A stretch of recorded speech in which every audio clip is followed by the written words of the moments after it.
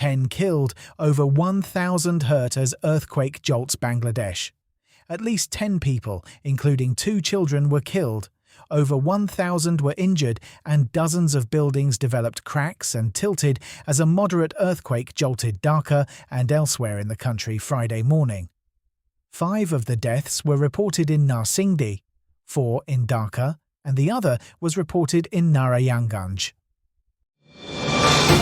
Strong earthquake threat looms over Bangladesh.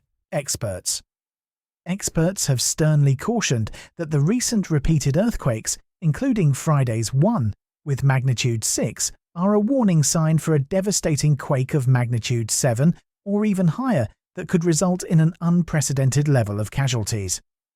They said that research indicated a trend that strong earthquakes might recur every 100 to 125 years, and Bangladesh was almost at the juncture now. 8 power plants go off-grid due to quake. Power, Energy and Mineral Resources Advisor Mohammad Fawzul Kabir Khan on Friday said that at least 8 power plants across Bangladesh went off-grid following an earthquake in the morning. By the evening, the grid situation had returned to normal, he confirmed. Yunus Khaleda hold brief one-on-one meeting at Senakunja. Chief Advisor Professor Muhammad Yunus held a brief one-on-one meeting with BNP Chair and former Prime Minister Khaleda Zia on Friday. Khaleda Zia attended the Armed Forces Day event at Senakunja in the capital on Friday afternoon. Yunus asks armed forces to play efficient role to ensure smooth festive polls. Terming the next national elections a crucial chapter in Bangladesh's democratic transition, Chief Advisor Professor Muhammad Yunus on Friday expressed the hope that the members of the armed forces would perform their duties with utmost efficiency and professionalism to make the elections smooth and festive. Erratic gas supply hits household consumers. The import of liquefied natural gas from the spot market has increased by some 44% in the current calendar year, but the supply shortage of gas to households and industries in the capital and its adjoining districts have been persisting.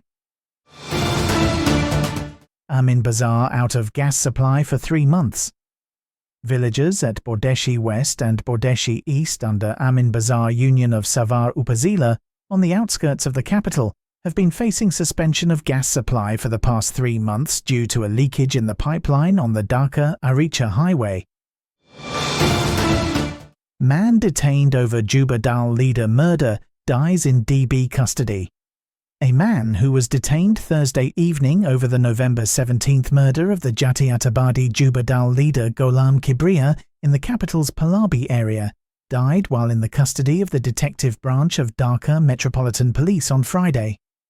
The deceased is Mokhtar Hossain, aged around 40, of the Palabi area in the capital.